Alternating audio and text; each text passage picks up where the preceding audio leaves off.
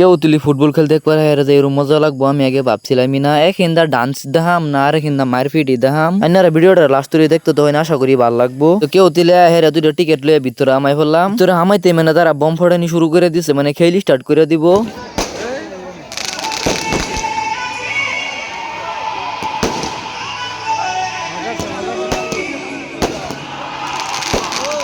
Bomb সম ফুটানোর পরে তো খেলি স্টার্ট হয়ে গেছে। তারপরে খারে খারে খেল দেখতে দেখতে মানে ঠ্যাং দিয়ে ছুটতে পড়ছে। তোর তুমি খেলতেছো তো ঠিকই, মানে কতন পরে পরে একটা একটা লাত্তি খেয়ে তার আর কি হইতে পারে। ইন্দা মাঝে গ্রাউন্ডও খেল হইতেছে আর হিন্দা সাইডে পুরা কাজে লাগিয়ে পড়ছে। তো তারপরে খেল শেষ হওয়ার পরে মানে সারা মানুষ একলো করে গুড় হইতেছে, মহান মানে আসল সিঙ্গারটা আইবো। তারপরে উঠতে বললো স্টেশন রহিম রাজ। তো রহিম রাজ নাম বললে তো এরকম বেশি সবই শুনছুনি যে নাকি জুবিনদার সেম টু সেম রাও করা পাই। আর খালি হুদা রাওই না, আর জুবিনদার যেটি গান আছে ব্যক্তি গান ওই মানে টান হেইবাই দে জুবিনদার লাহানি টান্ডা ওইনারা একবার শুনুন।